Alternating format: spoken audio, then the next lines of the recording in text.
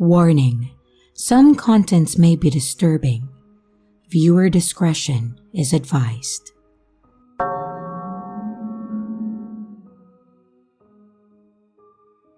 As a father of 2 young children, balancing work and home life often felt like a juggling act. My wife and I both held demanding jobs that required a lot of our time and energy. Our kids, so young, full of life and curiosity, needed care and attention that we sometimes struggled to provide without a little help. That's why we decided a sitter or nanny could be the perfect solution.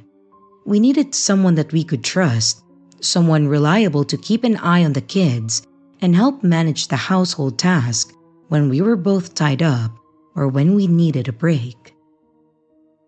And that's where Emma came in. Emma was recommended by a trusted friend of ours. We were told that she was known for her knack with kids and her responsible nature.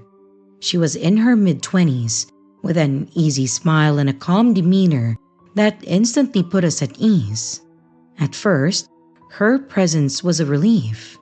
She seemed like the perfect fit, great with the kids, always punctual, and willing to stay late when we needed her. It felt like a weight had been lifted off of our shoulders, allowing us to focus on work, knowing that our children were in capable hands. Plus, it gave us the chance to enjoy the occasional date night, a luxury that we hadn't indulged in for quite some time. For a while, everything went smoothly.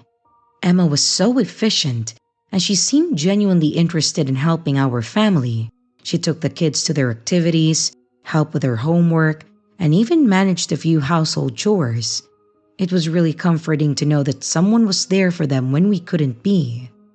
We made sure to pay her well, of course. We wanted her to know that her work was appreciated. But then, I started noticing little things that didn't sit right with me. Returning home from a short work trip, I found our bedroom slightly rearranged. A photo of my wife and me was moved from its usual spot, from the bedside table, onto the top of a drawer, and it was flipped down. My clothes seemed shuffled around too. I went around the house and I saw that every single photo that had me and my wife together was flipped down. I asked my wife about it, and she said that she didn't change anything or know what I was talking about, and said that maybe it was the sitter trying to clean, and that she just forgot to put it back the way it was. So I just shrugged it off as her attempt to tidy up. Though it did leave me feeling slightly uneasy. Emma then began staying longer than necessary. Even when her duties were done, she would sit in the living room, sharing stories and asking questions that felt a bit too personal, delving into me and my wife's marriage and our future plans. I figured she was just being friendly, but my wife started feeling uneasy too, picking up on cues that I initially missed.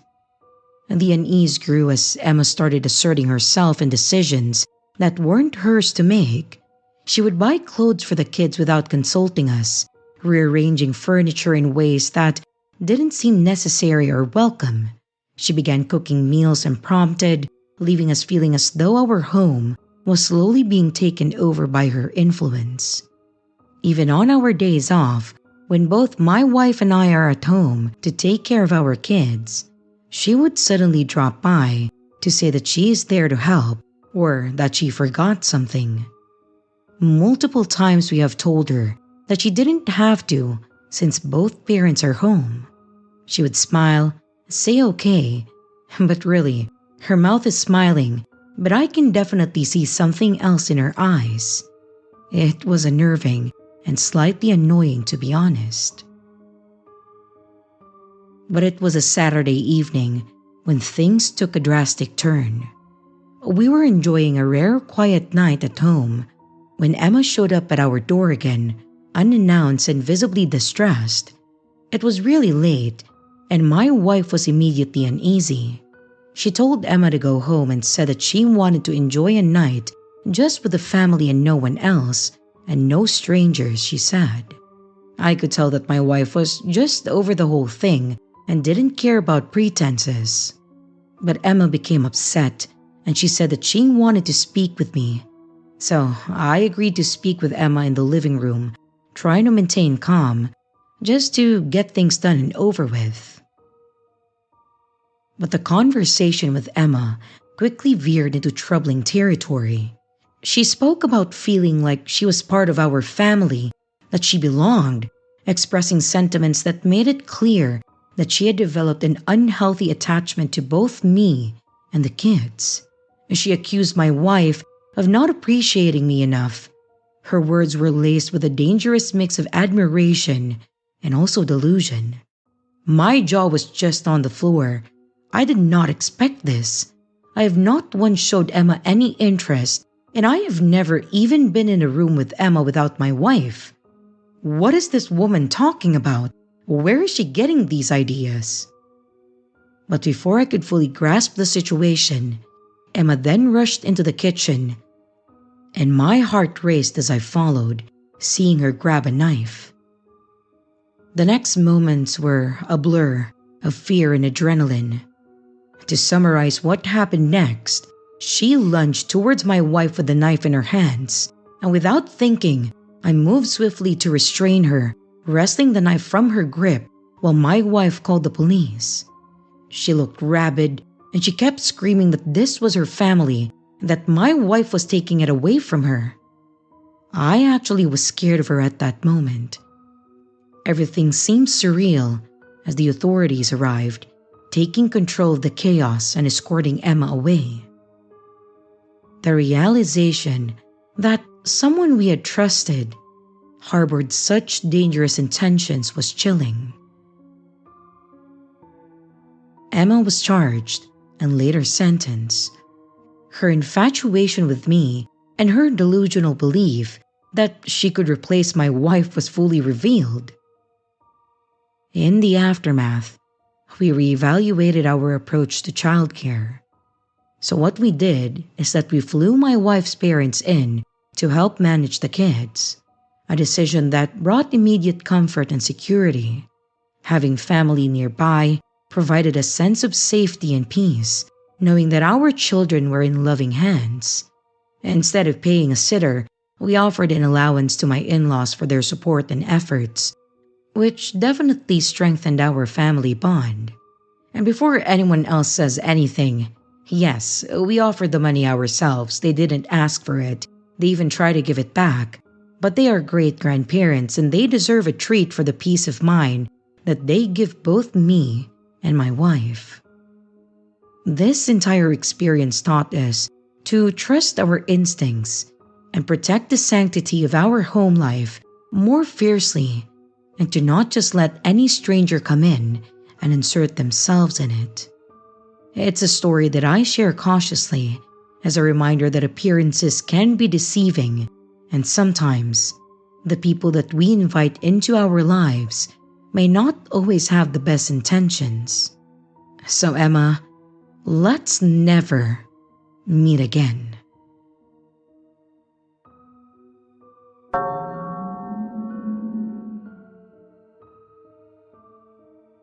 Sarah and I were best friends when we were kids. We lived close, went to the same school, and spent almost every day together. We loved riding our bikes around the neighborhood, pretending we were explorers on a big adventure. Everything seemed possible back then, and we shared everything, our dreams, secrets, and even matching friendship bracelets.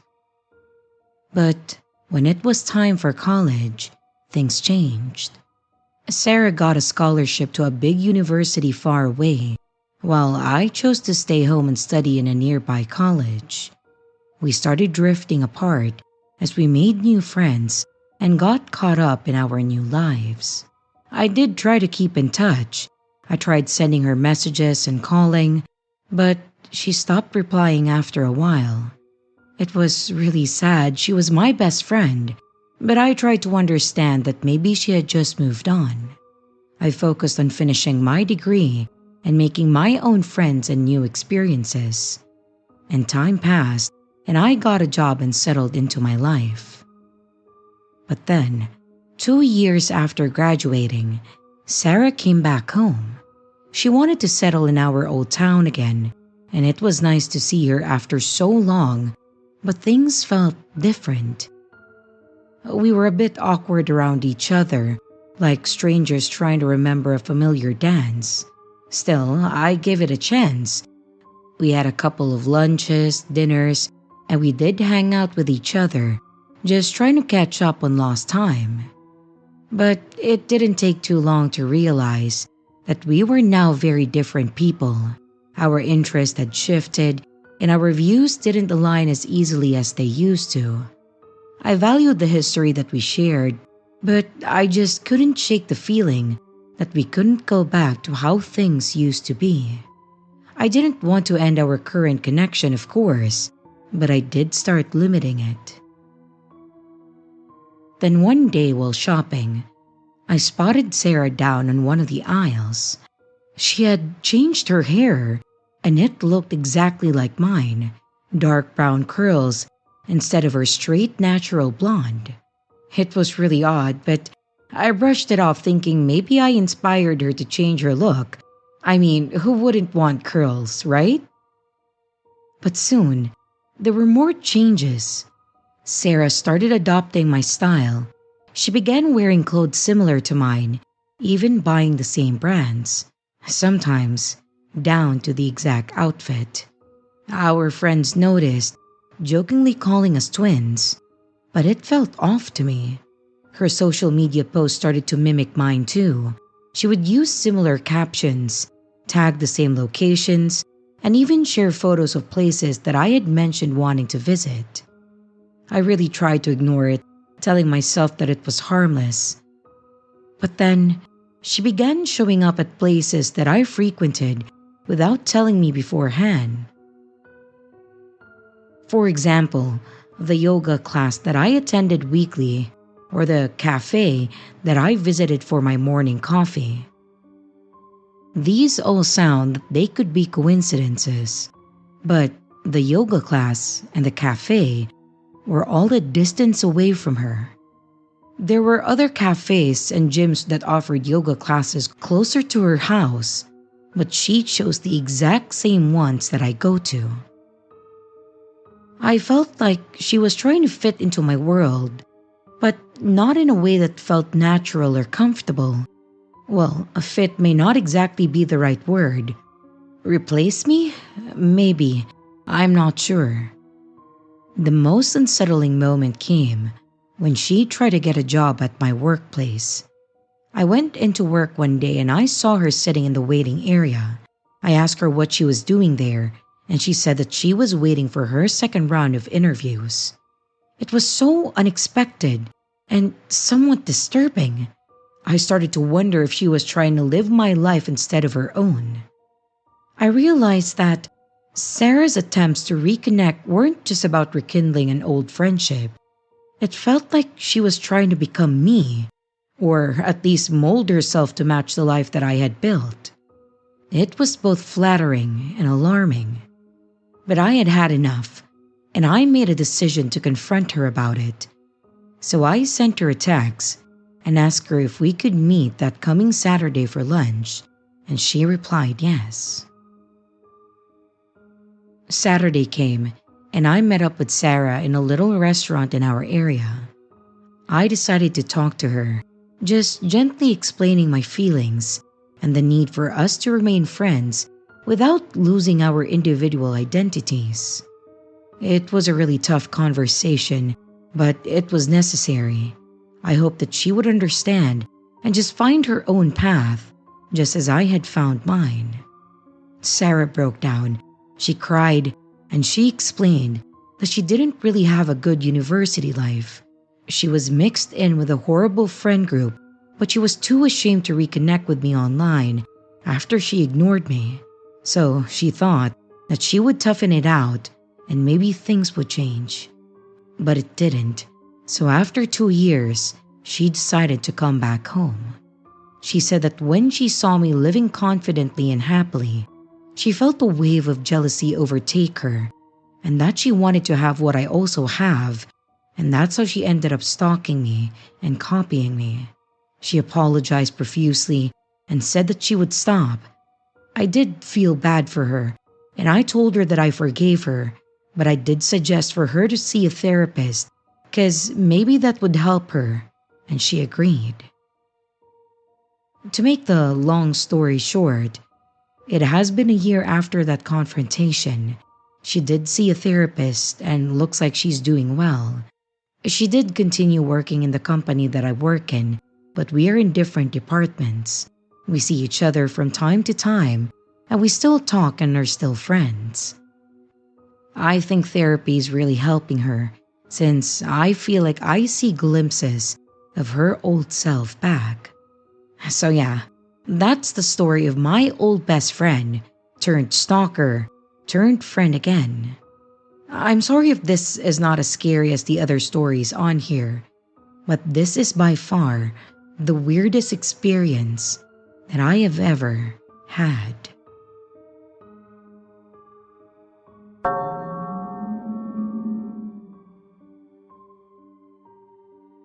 So this happened 3 years ago. I was 24 and I was living alone in a one-room apartment in the city where I had graduated. I rented this apartment because my uncle lived in the same building and he helped me find a place with a decent rent. My uncle was well known and liked in the building. There were over 90 apartments and he seemed to get along with everyone. Barely 7 months after I moved in, I woke up to a friend request on Facebook from a guy that I didn't know. However, I noticed that he was friends with my uncle, so I figured that he must be a neighbor or someone from the building. I saw that he was close to my age and thought, why not? So I accepted it. I really didn't think much of it afterward. But then he started messaging me, saying that he was my neighbor and that he knew my uncle and whatnot. I was polite and I responded within a reasonable amount of time, even though I wasn't particularly really interested in having a conversation. I thought that it would be rude to ignore a neighbor, especially since my uncle was so known in the building. At this point, I already suspected that my uncle was trying to set me up with this guy. I was single and the neighbor was close to my age. My uncle was the type that always asked, "Do you have a boyfriend or are you still single?" As if it was any of his goddamn business. My uncle knew everyone in the building, and this guy was the only one that sent me a friend request and seemed eager to talk to me, so I had a strong feeling that my uncle was behind it. Anyway, I wasn't surprised. I wasn't interested, but I remained polite as long as he didn't cross any boundaries. After all, we were neighbors, and I wanted to maintain that as civil as possible. But what annoyed me more though was when one day my uncle came over and then asked me to help him with something on his Facebook account. He wasn't tech savvy, and yeah, we lived in the same building. I often helped him with these things. I logged into his Facebook and immediately a chat window popped up. It was a message from that guy. It was the only message in the chat, as if the rest had been deleted. It seemed like a text that was part of an already ongoing conversation. Though I don't remember the exact text, the message's main idea was that he needed my uncle's help, followed by a laughing emoji. At this point, I was pretty annoyed because I was sure that my uncle had said something to him about me. I started replying to his messages less frequently as I wasn't interested in any kind of romantic fling anyway. I was just being polite and I never let him on. Eventually, the texts became less frequent and I assumed that he had given up, so I moved on and I forgot about it. Then one day, after finishing work, I worked remotely. I decided to go get some groceries. The moment that I opened my door, a pack of chocolates fell to the ground. They were somehow placed on my doorknob, and I was so confused. Why was there chocolate at my doorstep? At that time, I didn't immediately suspect him. There was no note left. I simply picked up the chocolates and I placed them somewhere in my room. A few days later, yet another gift. A small potted flower. This time, however, it was really creepy because there was a note glued to the pot. It read, "I saw you and I like you," with a smile face emoji at the end. Now, imagine this. A young woman in her 20s, living alone, receiving anonymous gifts with notes that say, "I saw you." That's hella scary for me. I don't know who this person is, and they casually mentioned that on a note glued to a pot. At this point, I became paranoid and I started thinking about who it could be. Lo and behold, my neighbor texted me. It suddenly all made sense. It had to be him. This had already crossed every boundary. However, I was scared to confront him directly because I didn't know how he would react. This guy was massive. I'm pretty tall myself at 5'9", but he is about 6'1" and was way more muscular than me, and he had a big dog. Plus, he knew exactly where I lived. So, I decided not to address it right away. Instead, I waited to see if he would somehow give himself away in his messages.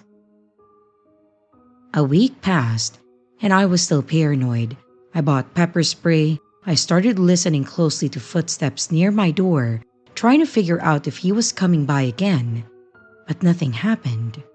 I wasn't sure if it had stopped, but I started to feel slightly better. Then one day, I went to check my mailbox. Inside, I found a bunch of small notes and poems. Some of them read, "I hoped you liked the chocolate. I would love to know if you liked it. You are so charming." The poems were strange. Each one was 4 lines long, and it had a romantic tone. I couldn't tell if they were his, but they all expressed different ideas regarding love. The weirdest part? Each note was dated. For example, one was labeled November 1st, 2021, and I had one every day of the month. That meant that the person had been leaving them consistently.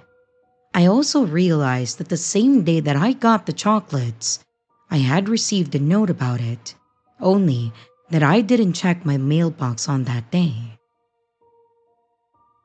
At this point, I had had enough. I confronted the guy over text, and he completely denied everything. He said that he liked me and my style and just wanted to get to know me. He acted offended, asking why I would accuse him of something like that. And no matter what proof I provided, he denied it all. At one point, I even started to gaslight myself thinking, what if it really wasn't him? What if I was just being mean for no reason? And I felt guilty. But then, after I called him out, everything stopped. The gifts, the notes, the poems, nothing. And the guy never texted me again. I don't have definitive proof that it was him, but come on, the timing was way too much of a coincidence. The moment that I confronted him, all of it stopped, and I think it's pretty obvious. 3 years later, I still live in the same building. He usually just says hi when we pass by, and that's it. I do feel safe now, and I haven't been bothered again. Oh, and my uncle moved out. So yeah, happy ending, I guess.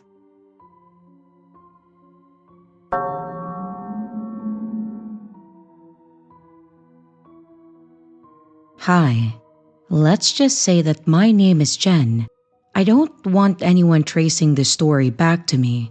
I'm a female and I'm 26. I want to share a disturbing experience that I have in hopes that it will help me feel a bit lighter inside. Feel free to let me know about what you think or if you have any similar experiences. Everything at my work seemed pretty straightforward. I was just another employee trying to make my way up the ladder. I was focused on doing my best and hoping that it would lead me to something bigger. My team was generally supportive, and while the workplace has its usual ups and downs, it did feel like a good environment. I know, it sounds very vague, but again, I don't want this to be traced back to me, so I'm sorry for that. Everything at work was doing fine until it wasn't. A guy named Mark happened. Let's just call him that. He joined a few months after I did. Maybe 5 to 6 months, I'm not sure. But at first, it seemed like we made a good team. We worked on a couple of projects together and everything went smoothly. I thought we had a decent professional rapport. Though we didn't socialize much outside of work, it was all business, and that was fine with me. But things started to change though when I got a promotion. It wasn't a big leap, just a small pay increase with a small title that, to be honest, really didn't mean much to the company. But for me, it was a step forward, and I was thrilled. It meant a lot more responsibility though, but also recognition for my hard work. I didn't think much of it until I noticed Mark's behavior starting to shift. He started becoming more distant, his attitude changed, and it seemed like he was avoiding me in meetings and during some task. If we ever did get to speak with each other, he always had a scowl on his face, or he would give snarky comments. At first, I brushed it off, figuring that he was just dealing with his own issues. But then, small unsettling things began happening at work. Documents that I needed would go missing, files would be improperly organized, and tasks that I'd never seen before would just show up on my schedule as overdue. It was all minor, but the frequency of these issues made them hard to ignore. I then started to hear whispers from coworkers mentioning things that painted me in a less than flattering light. Rumors about me taking credit for other people's work or being difficult to cooperate with. It was like a wave of negativity washed over the workplace without any warning, and I was at the center of it. I just couldn't understand what was going on and why this was happening to me.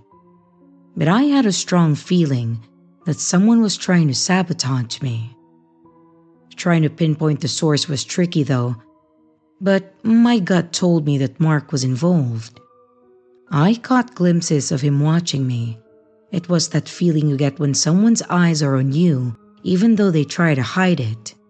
The few interactions that we had were tense, and there was an edge to his words, a subtle undercurrent of resentment.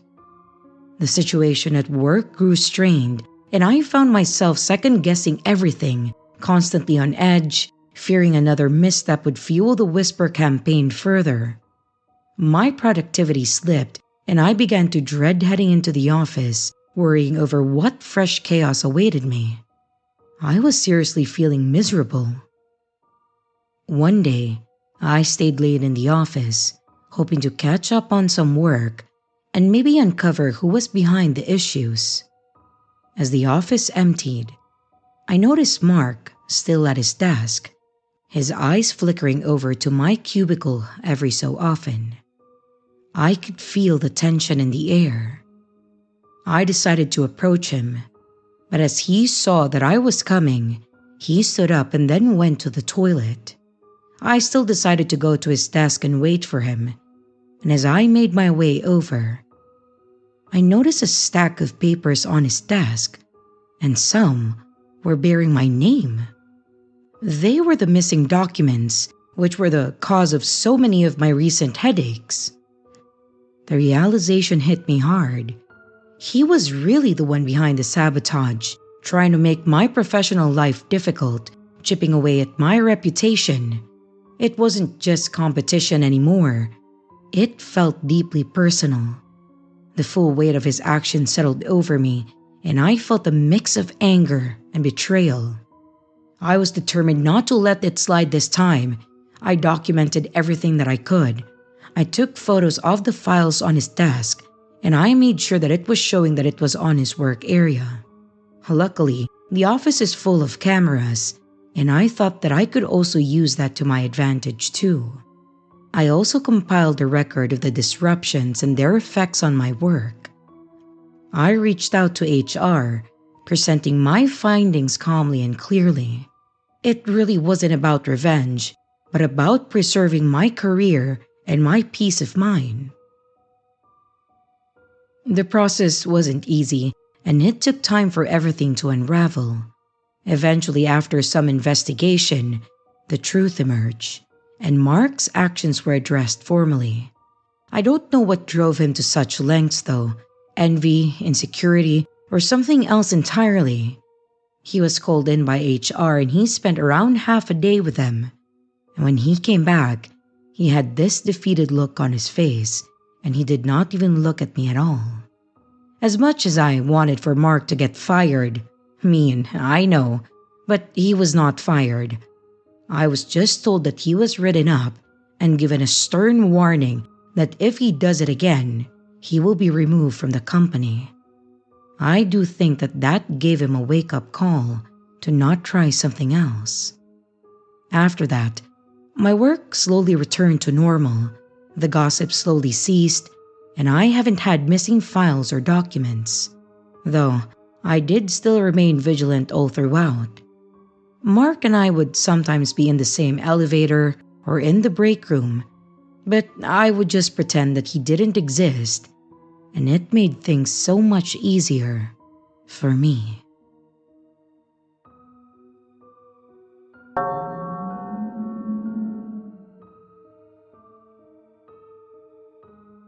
Back in August of 2021, I was a freshman at Queens College, which is in New York City. I am currently a senior, and I will graduate in the spring with a degree in film studies. For your information, I live in Chicago, and I only go home during week-long breaks. Well, backtracking from where I first started, orientation day came and I had butterflies in my stomach. I wasn't too sure if I would fit in or make any friends there. I thought maybe I was just overthinking it.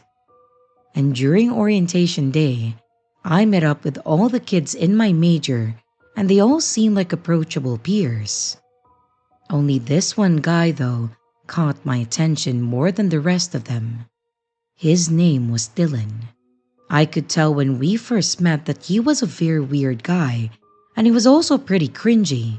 He said the most random things and he would try to make others laugh, but he failed too. He probably was just a huge film and television nerd and just had that kind of personality. Sadly, I wish that this was the case, but it wasn't. Days, or should I say weeks, went by, and this Dylan kid would get more annoying each day. He would keep saying the most random things out of the blue. I don't know what his deal was, but I just wanted him to shut up for once. But there were also some positive things that had happened though. For instance, about every freshman, including me, who was studying film studies, all formed into a friend group. But Dylan was also in it. We didn't really invite him to join, as he pretty much just invited himself in. Nobody in the friend group really saw him as a friend, and we all pretty much just tolerated him. He kept getting on everyone's nerves, as he was just spewing nonsense that only he wanted to talk about. One night, I met up with 3 friends in the friend group for dinner at the college's cafeteria. Their names are Alex and Eric, who were men, and Mary Kate, who is a woman. We talked about a few topics at the table. One topic that was talked about was Dylan. We all complained about how we couldn't stand him and his weird creature-like behavior. But when Mary Kate spoke, she said something about Dylan that sent shivers down my spine. She informed us that he had been following girls around campus to their rooms. She also said that the majority of the students in the college think that Dylan is a psychopath. They probably think this because the girls who Dylan had followed probably told other people, and it was most likely spread around the campus. My ears just couldn't believe what it was hearing. The days kept passing by, and Dylan was still being his usual oddball self. One day at lunch, he sat down at the table where we were sitting because there was an open chair. I let out a small sigh and I muttered under my breath, "Here we go again." He sat down and then started to babble on and on about how people were giving him creeped out looks. I wonder why. I said this to him in my head. Believe it or not, he was still talking about stuff that sounded like personal problems. We just all ignored him and his goofiness. But then out of nowhere, he then asked us in a firm tone, "Why are you all acting like children and ignoring me?" This reached the boiling point for me. I decided that I have had enough of this idiot and I will have the balls to tell him off. I don't know how I did it, but I snapped and then I said to him, "Listen, I don't know what you want from us, but none of us want to talk to you, and I think you know why. You're so annoying. You butt into our conversations and then bring up random topics that are not even being talked about. Do you also ever just shut the hell up? Like, seriously, dude. Just leave us the hell alone and fuck off." I did not predict what he would do next, but that's a given. I saw him get up from his chair, which was 2 seats away from me, and then rushed at me and then grabbed his hands around my neck, and I felt myself starting to choke. He then said to me in an angry and loud voice, "What is wrong with your tiny human brain?" I heard the whole cafeteria go silent and slightly saw everyone's faces looking at me as I was grasping and breathing for air. This happened for only 5 seconds until I felt the grip of his hands release from my neck as I saw about 5 to 6 men pull him off of me and hold him down at the table right next to the one that we were sitting at. I heard one of the guys say to him, "You are not going anywhere until we get security to escort you out." The pain in my neck was really kicking in at that moment. My friends Peter and Mark came over to me and asked me if I was all right. I told them that we needed to report this to the Dean of Students. We walked over to the Dean's office, and as we were walking, we saw a security guard officer running into the cafeteria. Some faculty member must have rang him over. We got to the office, and we saw that she was typing something on her computer. She probably wasn't busy, but I knocked on the door anyway. She opened the door and we saw her eyes open wide, like she had just seen a ghost. I could tell that she wanted to say a bunch of curse words, but she kept her cool and asked all 3 of us what happened. I simply told her that I got assaulted. We then saw her shake her head and said, "Oh, dear Lord," as she was walking toward her mini refrigerator on the floor. She opened it up, and we saw her take something out of the freezer part. There were 2 ice packs, and she handed them to me, and then I thanked her because she was really kind. Next, she told us to have a seat and to give us a report about it. I told her everything that she had to know, and Peter and Mark being my witnesses. After that, we went over to the security control room, and as we walked in, we saw 2 guards working behind the CCTV, reviewing the surveillance footage of the moment Dylan started choking me, and then when the guys who were sitting at a different table got him off of me and then restrained him on a table. The dean then asked the guards who were across the room, "So you guys already know what happened?" And one of the guards replied back with, "Yes, we saw everything unfold through the camera footage." We were in that room for some time, And after we finished, the dean told me that she will keep me notified about Dylan and if he gets suspended or something. I then thanked her for her time, and I went back to my dorm room for the rest of the day. The next morning, I woke up and checked my school email like I always do. It's the first thing that I do when I wake up. I then saw that I had a new unread email from Dylan. I sighed and I said, "Oh no." I opened it up, and the subject was simply put as apology letter, and it read out, "Hey, I just wanted to say how truly sorry I am for what I did to you. I went too far and I let my emotions get the best of me. Do you want to be friends again?" I was intrigued reading this, but not in a good way. I can tell that his apology was not genuine because who would ask someone if they wanted to be friends again in an apology letter?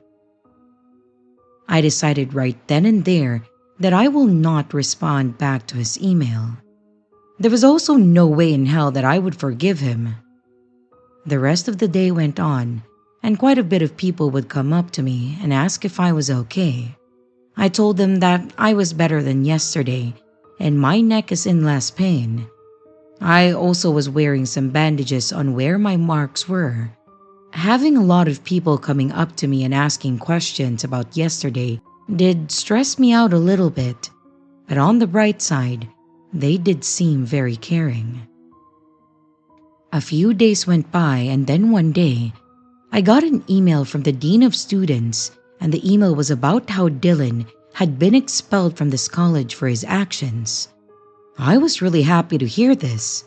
The administration definitely did a superb job of handling this, and it also seeked closure for me. I want to say that this is where the story ends, but unfortunately, it doesn't, and it gets even scarier. It was still the same year, and it was now Thanksgiving break.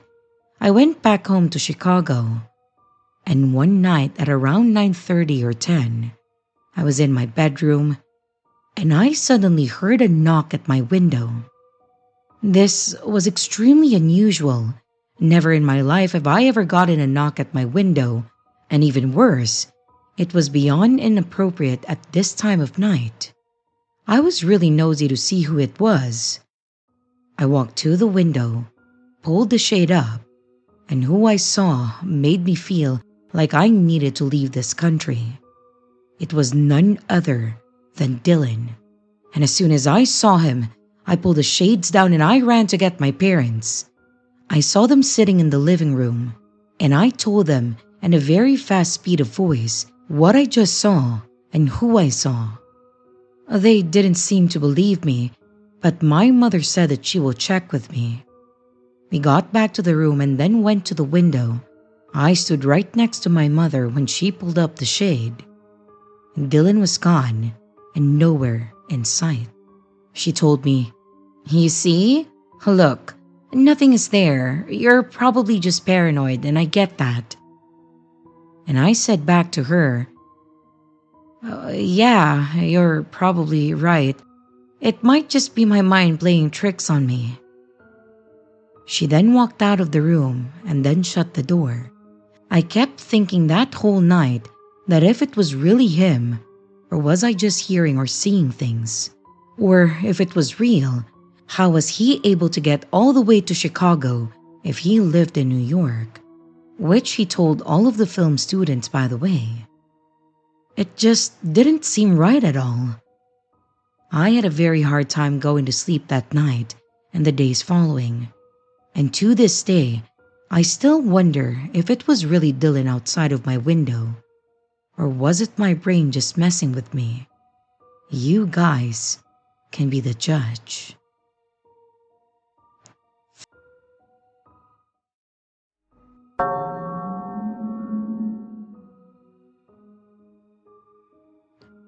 Hello everyone, so let me know what you guys think. Today, I decided to go to the park to get my walk in and be in nature. As I am pulling into the parking lot, there's a lot of cars, and as I'm parking, this guy walks in front of my car, so I stop for a moment to let him walk. Anyways, he clearly looked like he was walking to leave the park, and when I glanced at him, he was already looking back at me but continued to walk away. As I get out of my car, I'm walking towards the other way to a more secluded area by the park because I like to go sit in front of the lake where there's benches and clear my thoughts. As I'm walking there, I'm looking back to see if anyone is behind me, and there was no one. But as soon as I reach the bench and I sit down, I see the creepy guy from earlier that was leaving, walking up to me. I was in shock because that means he must have been following me while hiding, and this man and me were the only ones in that side of the park. I told myself don't panic. He comes up to me with a shaky voice and starts saying do I want a dream catcher because he can make me one out of this car wheel metal circle that he was holding in his hands, but he still wouldn't sit down. So I try to get him to engage more in conversation, and I ask him questions because in my head, like if I panic and try to run away, he might get violent because I don't know his intentions. He asked me for my number and I gave it to him because I was scared that he would take no as a way to harm me since there was no one else around on that side of the park. Anyway, after 5 minutes, I asked him why he came back because I saw him leave. And his reply was that the spirit told him to walk up to me. In my head, I was fearful, but I'm like, I know this is not happening to me right now. What the hell? Anyways, after I get him to talk about himself, I told him that I'm going to start walking back. He told me that he was going to walk back with me, and I was just like, okay. And as soon as I saw people, I sat at another bench, and he sat too. Then I told him that I was leaving, and he tried to run my way saying please call me. I just told him sure and I drove off. I felt like I had better chances in giving him my number and not panicking and getting him to engage because if not, I felt like he could have harmed me, and at that time, I didn't have my weapon with me. So, what do you guys think his intentions were? I'm still kind of shaky typing this, but in the moment, I had to act very fearless and laid back.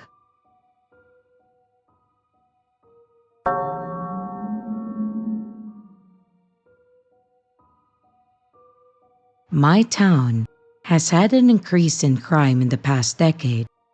The larger businesses shut down, and it left people either fleeing the town or large amounts of unemployed people. Unfortunately, there weren't enough social services to protect us.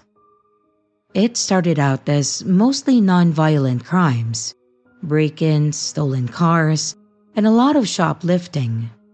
And gradually, it turned into muggings, violent home invasions, kidnappings, gang and drug-related crime too. The police were overwhelmed with the amount, and some were allegedly corrupt. You could see the change on the bars of the windows and increased security on the houses. People didn't stay outside like they used to, and kids would rush home, and no one willingly walked the street at night. It was just too dangerous. It was never a wealthy town, but this was crazy. My story isn't about this directly. However, you need the background story to understand where I'm coming from and why this was normalized. So, there was a talk about finding new ways to protect us. The people decided to become the night watch to take a stand. They would patrol the streets at night, protect the peace, and keep the gangsters at bay. Honestly, I never felt safer with them out there. Some were too old to do anything, and the others? They weren't the sort of people you want walking around with weapons, considering that some were known to be involved in the crime themselves. They would routinely knock on the door to check to see if everyone was alright inside. Most, I believe, had good intentions, but some, not so much. And I'll call this one Ernie.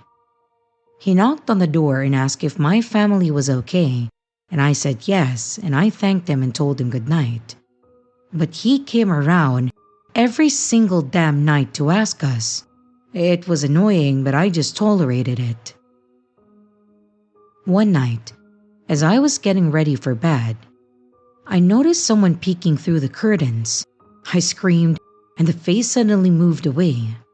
For once, I was actually grateful that the watch group was nearby, and I told them what happened. And they looked around, but the creep had escaped. Proudly, they boasted about having driven them off. The next week, there were no issues. But every night, I made sure to close the curtains and the blinds to ensure that no one could see inside. But of course, the watch group knocked on the door to check in, and I noticed Ernie was there. One time, Ernie was hinting to wanting to come inside to double-check things if it was safe and to also come in for a drink. I told him that my kids and I were going to see their father tomorrow and I needed to be awake early for the long drive. Just a bit of context, my ex and I are divorced and I have 3 girls, all under 10. It was amicable. We were just different people and couldn't make it work, but he was still a friend. So yeah, going back to the story, I told Ernie no, and he left without saying anything, and I thought that that was it. But some time later, I heard a knocking at the window, and then someone was trying to open it, but it wouldn't open. Then I heard footsteps when they moved to another window to try it. My landlord hadn't really invested in bars on the windows, so I used a sturdy wooden stick in them to prevent them from being slid open, and thank God it worked. But I couldn't sleep a wink at all. The next morning, I checked the windows, and the paint had been scraped off where they must have used the tool. Drinking a double espresso to fuel me, I made the long drive to my ex's. We sat on the porch and I looked exhausted, so he offered to drive me back. I told him that I was okay. We chatted about this and that before the talk about my town came up. It was my hometown, so I have a connection to that place. But he told me that if I wanted to move to be closer and to be safer, he would help me out with finances. I thanked him. I told him that I would think about it. But seriously, I was considering it. I wanted the girls to grow up somewhere safe where they could go out and play. After we spent some time with our kids, we decided to head home since it was getting late. We made the drive back, and as I was about to park on my driveway, I saw Ernie was there. He was sitting on my porch with his gun. It was around 9 p.m., and none of the other watch group was there with him. And something in my gut told me to be cautious.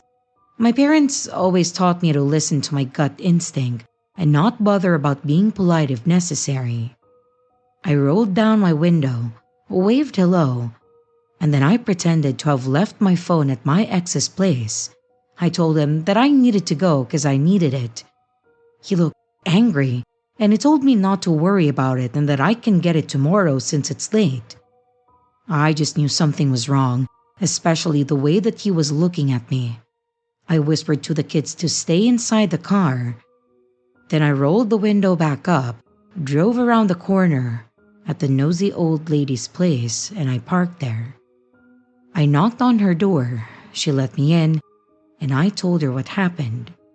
She told me to keep this between us and, well, maybe the internet too, that Ernie was being kicked out of their group. He had been seen looking at women and young girls changing their clothing or using the restroom. My eyes widened, remembering those times when I heard someone by the window and that time when someone was trying to pry it open. She said that he also seems to have some sort of fixation on me. That scared the hell out of me, not just for myself but for my kids too. I then thanked her for her time, called my ex up, and asked if we could stay for the night.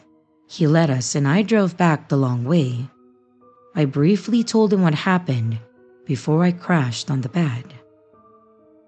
A long story short, Ernie was charged since there were multiple reports about him, and the guard or the watch group, whatever the hell it was disbanded for good. I don't know the situation there now because I ended up moving to my ex's boring suburb, but the kids are happy that we're closer to their dad and they're more free and safer. You never realize how much privilege you have when it is safe for you to go to the park and let your kids play.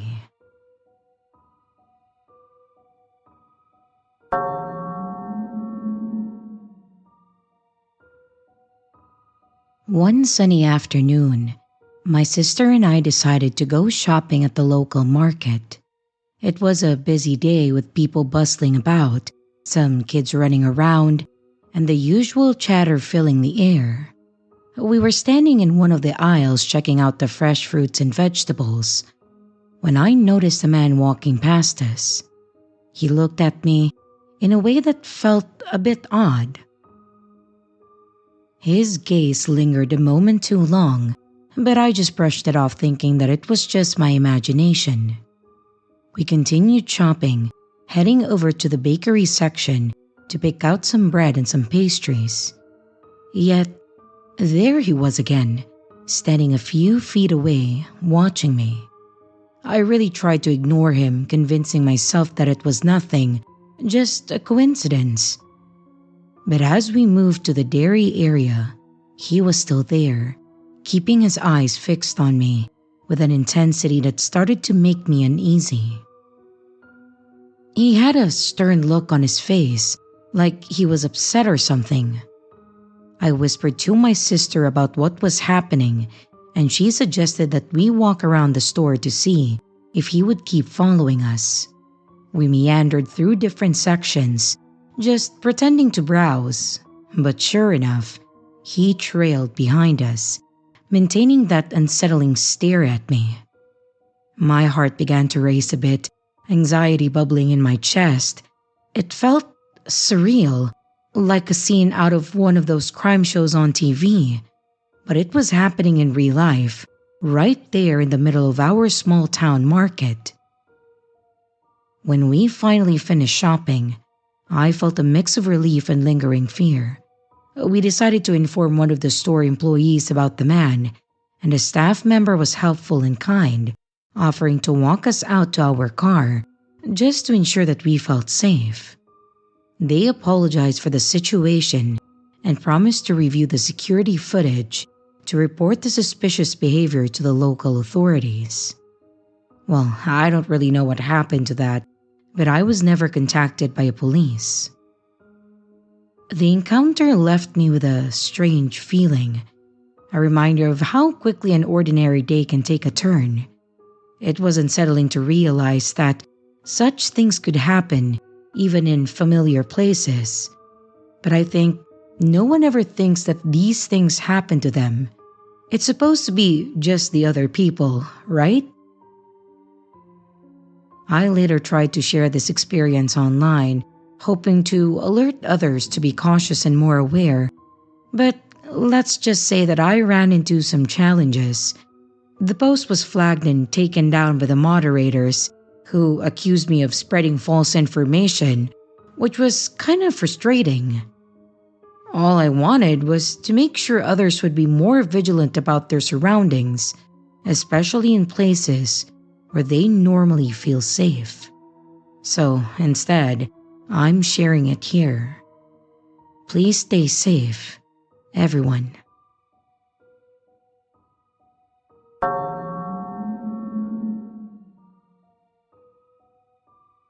Back in my college days, I had a routine that I really liked. I would often go to this big library in the city to study, especially during exam time. It was a nice, quiet place, perfect for getting work done, even though the city outside was always busy and loud. There was one day, just like any other, when I went to the library with a friend to study for exams. After a few hours, I decided to leave early afternoon while my friend stayed a bit longer. I packed my stuff, said goodbye, and I stepped out into the busy streets. My mind was on my study notes and also what I would cook for dinner, so I didn't notice right away that someone was following me. Leaving the quiet library and stepping into the noisy city always felt a bit overwhelming, so I was distracted. But then I felt someone brush past me, closer than I liked, and I thought that it was just because the street was crowded. As I kept walking to the bus stop, I started feeling like someone was watching me.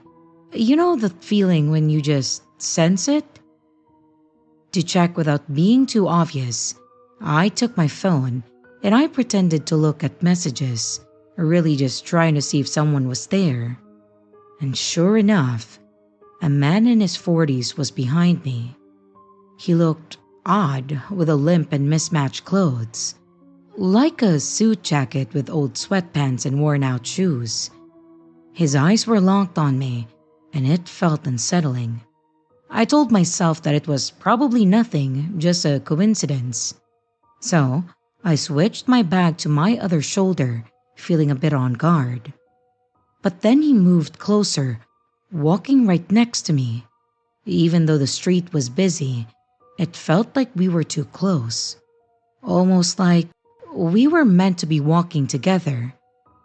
My uneasiness turned into real discomfort. When I got to the bus stop, my bus had just left. So I had to decide quickly what to do. I didn't want to wait there with him nearby, so I started walking to the train station a few blocks away, hoping that he wouldn't follow. For a moment, I felt relieved when he kept walking straight and didn't cross with me. I texted my mom about the weird situation, feeling a bit better. But then, out of nowhere, he appeared again. He ran out of an alley and ended up right in front of me. It startled me, almost making me trip. He kept looking back at me every few seconds, like he was playing some strange game. I felt nervous, just trying to get to the station quickly.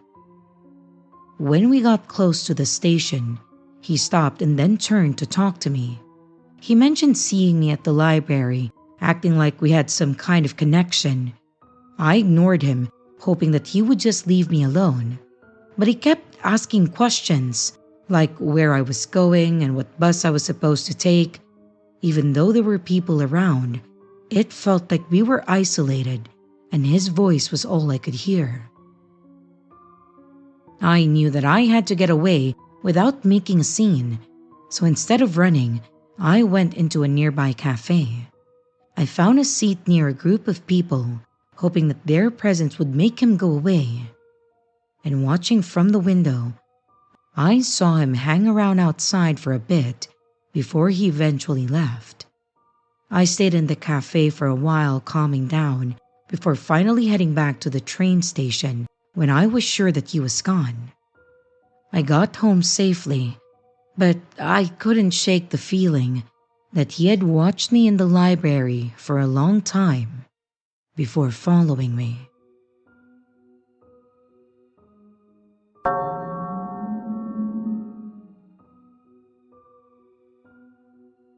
Last year, around the time when winter was changing to spring, I had this creepy experience that still freaks me out.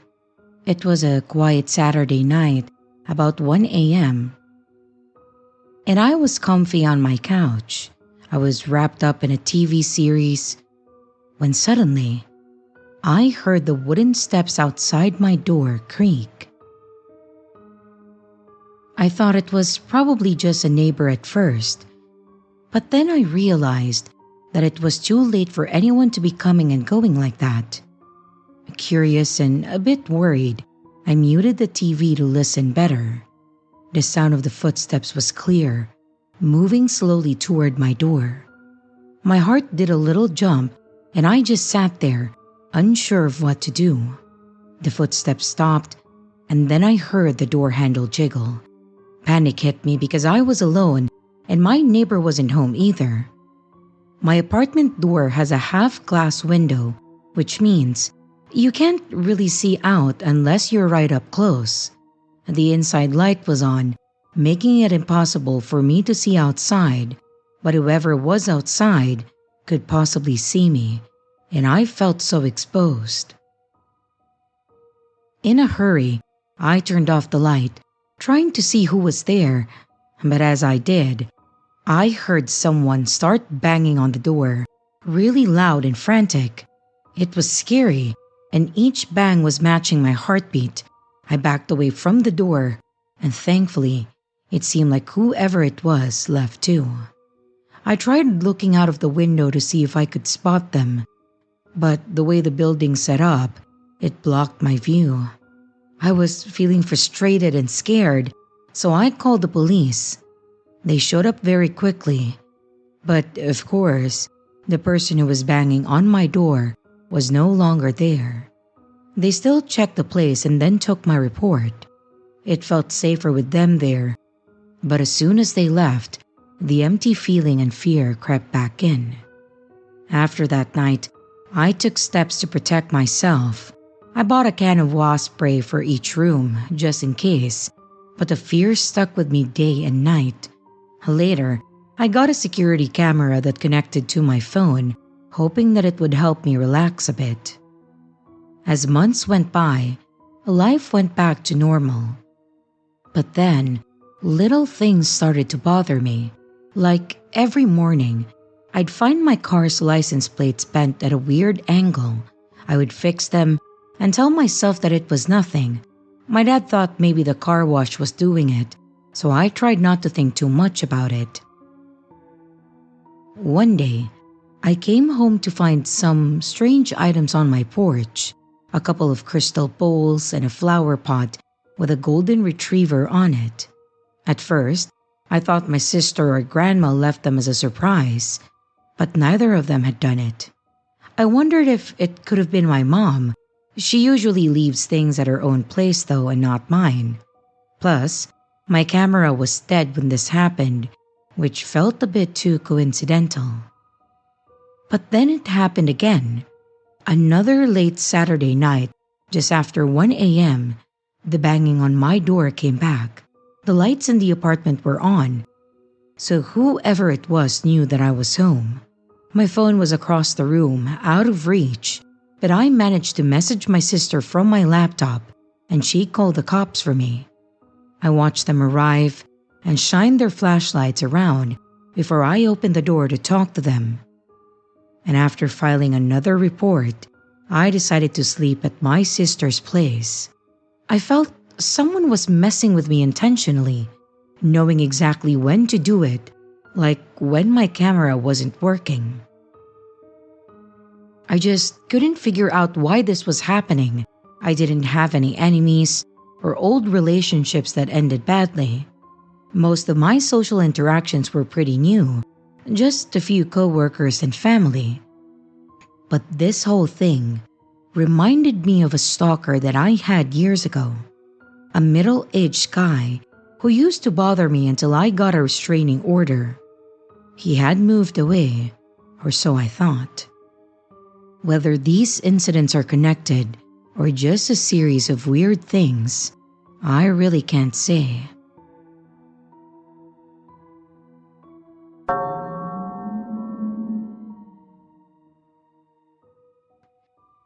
About 8 years ago, when I was just 15, I went through something that still gives me chills today. Back then, I was really into a certain style, dark clothes, colorful hair, and all that stuff. Most of my friends were in it too, and we would spend our days hanging out at a skate park near the edge of town. It was our spot where we felt free and cool even during the summer heat. One particularly hot summer day, I noticed a guy standing off to the side by himself. He looked to be about 19 or so, much older than us. He didn't skate, and he just watched from a distance. I figured that he was just admiring the tricks or maybe too shy to join in. But then, he showed up again the next day and the next. He started asking my friends about me, which was strange because I didn't know him at all. I shrugged it off, thinking maybe he was just awkward and meant no harm. But then things started to get weird. One afternoon, as I was heading home from the park to the bus stop, I had this nagging feeling that someone was following me. I glanced back and I saw the same guy trailing me. He was keeping a fair distance but always within sight. I texted my friend who was still at the park, asking him to meet me. And as I reached the corner to wait, I saw the guy standing back, half hidden, watching me talk to my friend. My friend whispered, asking if I knew that I was being watched. I nodded, feeling both uneasy and a bit exposed. This wasn't just a one-time thing. He began showing up more often, popping up unexpectedly at places that he shouldn't have been. One evening, I called my dad to pick me up from the bus station, nervous about walking home alone. And sure enough, the guy was there again, lurking in the shadows, peering around the corners to watch me get into the car. It was like something out of a bad movie, but it was happening to me. Another time, while I walked through the town center after the shops have closed, I saw him coming from the opposite direction. I thought he passed by, but when I turned to check, there he was, pretending to look into a closed shop window. And as soon as I started walking again, he turned and began following me. My heart raced. I ducked into one of the few open stores, which was a large supermarket, and I stayed there until I felt that it was safe. The last time I saw him was the most intense. I had just gotten out of a late study session at the library, and I was rushing to catch the last bus. As I climbed on board and the door shut, I saw him running, trying to catch the bus before it pulled away. He was looking through the windows, clearly aiming for the driver to stop and let him on. And thankfully, the driver kept going, and as the bus picked up speed, I watched the guy fade into the distance. These encounters scared me enough that I stopped hanging out at the skate park together. I even drifted away from my friends, partly due to fear, and partly because I couldn't shake the feeling that this guy was fixated on me. As time passed, life went on, and I moved to a different part of town, with a new school, new friends, and a fresh start. The fear eventually faded, but the memories stayed with me. Those intense moments taught me to be more cautious. Now when I look back, I realize how lucky I was that nothing worse happened. And I just hope that that creepy guy at the skate park never found someone else to follow.